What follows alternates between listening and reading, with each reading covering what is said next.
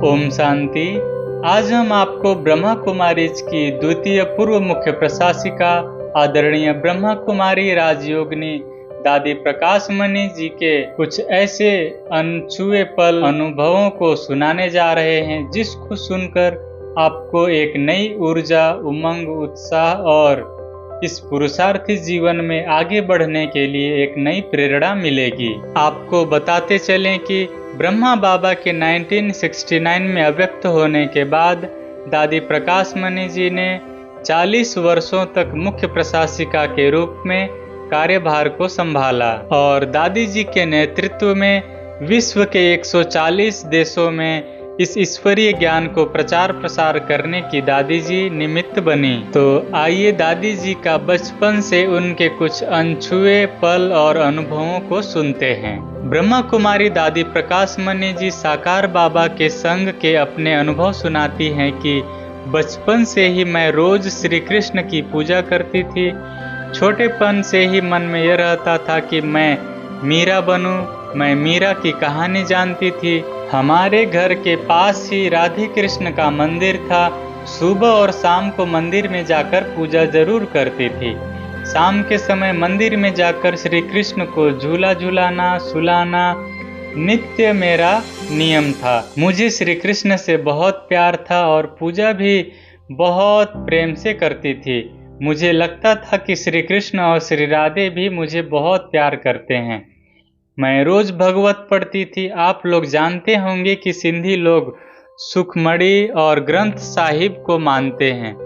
उस समय स्कूल में रिलीजियस पीरियड होता था। उसमें सुखमणी, गुरु ग्रंथ साहिब, रामायण, महाभारत आदि पढ़ाते थे। स्कूल में उनको सुनने और पढ़ने में मुझे बहुत आनंद आता था। मुझे याद है कि रिलीजियस पीरियड में मैं हमेशा नंबर 1 आती थी और 65 से 70% तक मार्क्स लेती थी।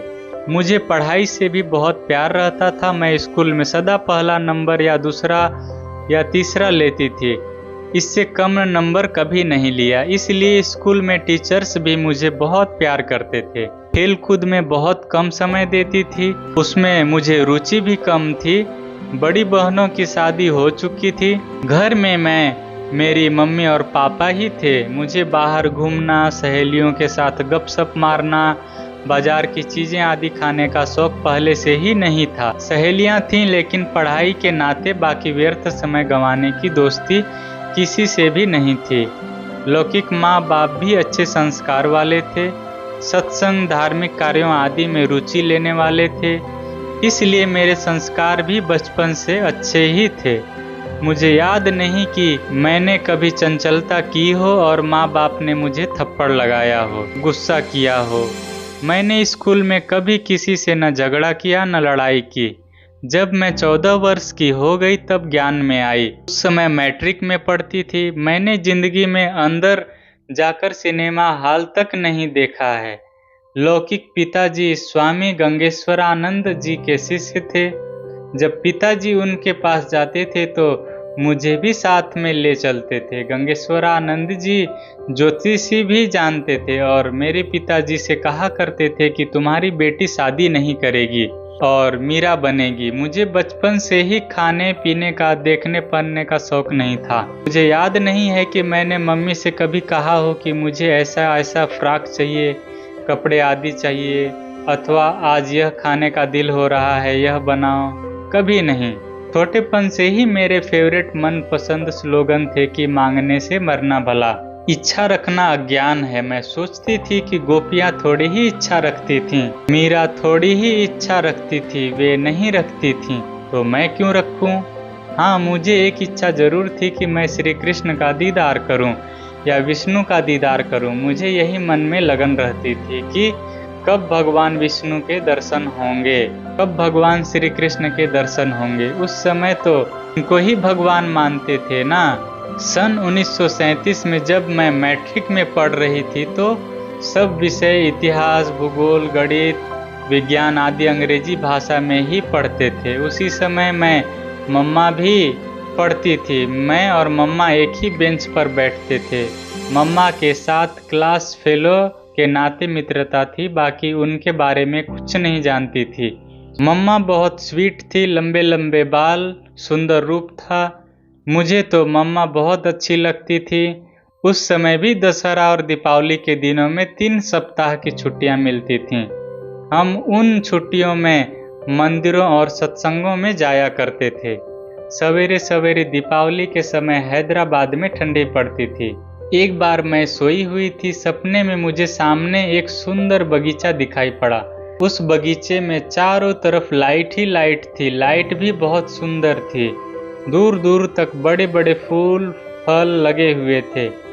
उस बगीचे में पहले लाइट आई। उसी लाइट के बीच से छोटा सा श्री कृष्ण बहुत दूर से बंसी लेकर नाचता नाचता मेरे पास आया। जब वह मेरे समीप आया तो मुझे बहुत खुशी हुई। वह और नजदीक आया, यह देखकर और खुशी हुई।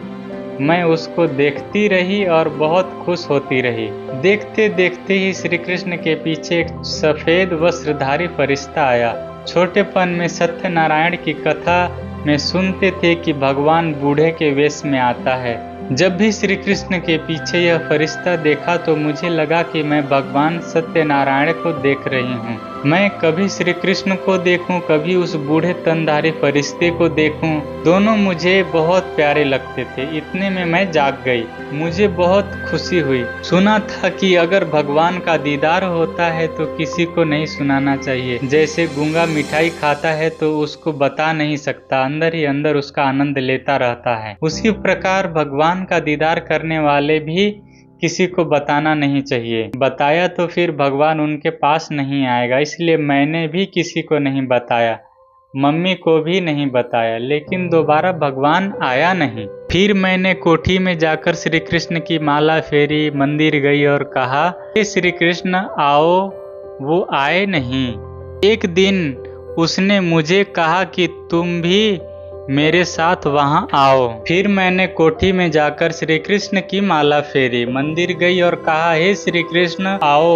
वो आए नहीं। ऐसे करके 2-3 दिन बीत गए। मेरी एक क्लास फेलो ओम मंडली में जाती थी। एक दिन उसने मुझे कहा कि तुम भी मेरे साथ वहां आओ। मैंने कहा ठीक है। एक दिन उसके घर पर गई। जब मैं वहां गई तो वह ध्यान में गई हुई थी और आंसू बह रहे थे। उसका नाम लीला था। मैं आवाज देती रही, लीला लीला। वह कुछ सुने ही नहीं। अपनी ही धुन में अपने आप मुस्कुराती थी, हाथ ऊपर करती रहती थी। मुझे कोई जवाब नहीं देती थी। मैंने उसकी मम्मी से कहा, मुझे लीला ने बुलाया था लेकिन वह न बोलती है न आंखें खोलती है, जवाब भी नहीं देती है। मैं जाती हूँ। उसकी मम्मी ने कहा, बेटी मुझे पता नहीं इसको क्या हुआ है, जब भी देखो ध्यान में बैठी रहती है। 2-3 दिन से इसकी यह अवस्था है। उसकी यह अवस्था मुझे अच्छी लगी।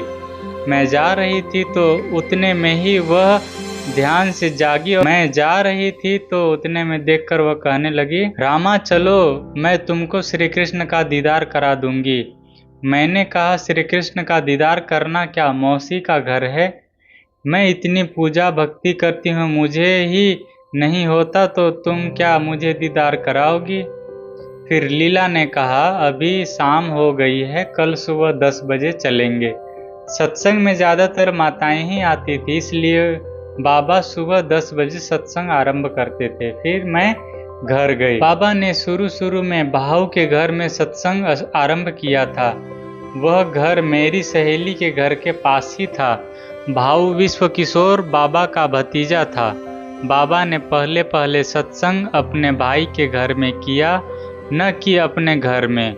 हम लोग घर से बाहर कहीं भी जाते थे तो माँ बाप की छुट्टी लेकर ही जाते थे। उसी रात को मेरे लौकिक पिताजी ने कहा, बेटी अभी तो तुम्हारी छुट्टियां हैं, दादा सत्संग कराता है, वहाँ ओम की ध्वनि लगाते हैं और गीता सुनाते हैं, जाओ तुम भी सत्संग करो। तब मैंने कहा, पापा मेरी सहेली भी कह रही थी वहाँ श्री कृष्ण का दीदार होता है, तुम भी चलो। पिताजी ने कहा, ठीक है बच्ची, तुम जरूर जाओ। अगले दिन मैं अपनी सहेली लीला के पास गई, वहां से उसके साथ सत्संग में गई। जब हम बाबा के पास पहुंचे उस समय बाबा ओम की ध्वनि लगा रहा था।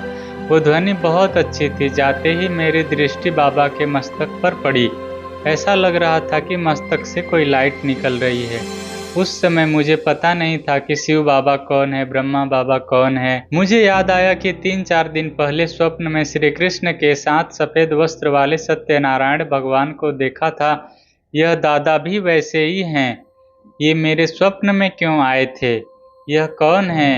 यह बाबा सत्यनारायण भगवान है क्या? ऐसे सोचते सोचते बाबा को देखती रही। ऐसे देखते देखते ओम की ध्वनि हुई तो मैं ध्यान में चली गई।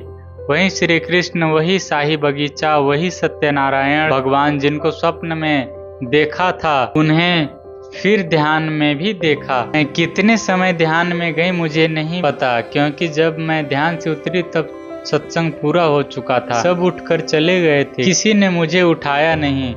देखा तो अकेली थी, लज्जा भी आ गई। उस समय अभी ध्यान के नशे में ही थी। बाबा कमरे में बैठे थे, उन्होंने मुझे बुलाया, आओ बच्ची आओ। जब बाबा को देख रही थी तो कभी श्री कृष्ण कभी सत्यनारायण भगवान दिखाई पड़े। घर आने के बाद भी वही सत्यनारायण भगवान और श्री कृष्ण दिखाई पड़ते थे। रात रात नींद नहीं आती थी, उसी ध्यान के नशे में रहती थी, न खाती थी न पीती थी। माँ घबराई गई कि बेटी को क्या हो गया। मुझे ध्यान में अच्छा लगता था, छत पर जाकर बैठ जाती थी। ध्यान में जाकर श्री कृष्ण को देखती थी, स्वर्ग को देखती थी, सत्यनारायण भगवान को देखती थी, गोप गोपियाँ नृत्य करती देखती थी। लगन बढ़ती गई। पापा भी सोचने लगे कि बच्ची को क्या हो गया। मैं कहती रही कुछ नहीं सब ठीक है।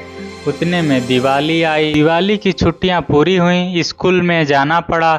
स्कूल में तो जाती थी लेकिन पढ़ाई में मन नहीं लगता था, फिर भी जाना पड़ा। जब मैं स्कूल गई तो वहाँ मम्मा से मुलाकात हुई। मैंने मम्मा से कहा, राधे आप भी सत्संग में चलो, वहाँ दादा बहुत अच्छा गीता पाठ करते हैं। मम्मा उससे पहले एक बार गई थी, फिर दोनों ने पक्का किया कि रोज सत्संग में जाना है। मैंने पापा से कहा मैं स्कूल नहीं जाऊंगी। पापा आंख दिखाने लगे कि क्यों नहीं जाओगी।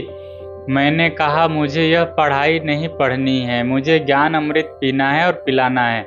मुझे श्री कृष्ण और राधा के साथ गोपी बन के रास खेलना है, मुझे तो योगिन बनना है।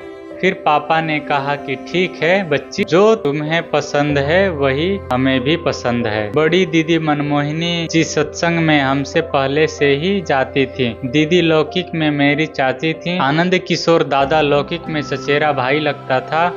ये सब सत्संग में जाते थे।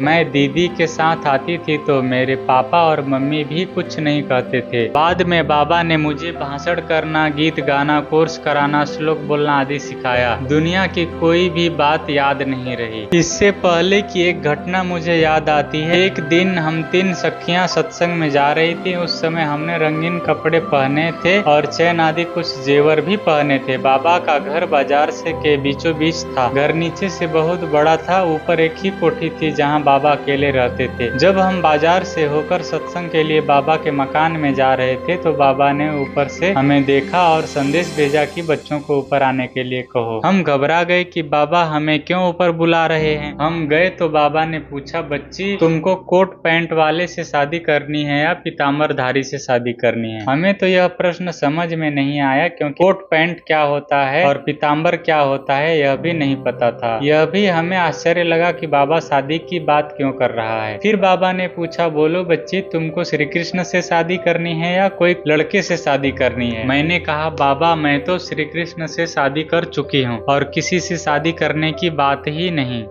फिर बाबा ने कहा, अगर श्री कृष्ण से शादी की है तो ये रंगीन कपड़े और जेवर क्यों पहने हुए हो। उस दिन के बाद आज तक मैंने न जेवर पहने न रंगीन कपड़े पहने। उस समय हमें ज्ञान की बहुत मस्ती चढ़ी थी। फिर अप्रैल मई मास में मम्मा को ओम मंडली की जिम्मेवारी देकर बाबा अपने लौकिक परिवार के साथ कश्मीर चले गए। वहां से बाबा ने मम्मा को पत्र लिखा कि ओम राधे हैदराबाद में स्कूल बन रहा है और सत्संग में आने वाली माताओं के बच्चे और बच्चियों के लिए जब तक तुम भी बोर्डिंग नहीं बनवाओगी तब तक मैं हैदराबाद नहीं आऊँगा। बाबा ने जाते समय कहा था कि मैं 1 मास के लिए कश्मीर जा रहा हूँ, लेकिन 3 मास तक वहाँ बाबा रुक गए।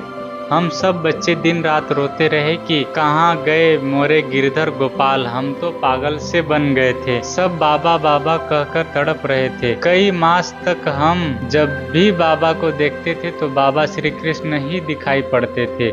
कई मास तक मुझे भी श्री कृष्ण ही दिखाई पड़े।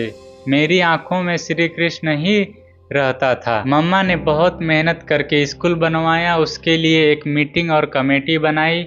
मीटिंग में तय हुआ कि दादी अर्थात मैं उसको निमित्त बन संभालूं।